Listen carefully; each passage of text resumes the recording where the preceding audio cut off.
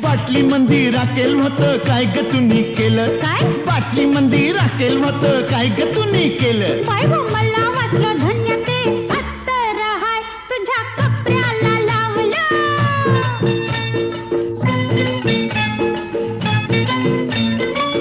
हे पानासाठी चुना हाला काय ग तुम्ही केला पानासाठी चुना हाला काय ग तुम्ही केला मला वाटलं सख्य ते लोणीच हाय मी पावासनी लावलं हे काशी गह काशी तुझी सवय कशी जरा बोल माझ्या पाशी ग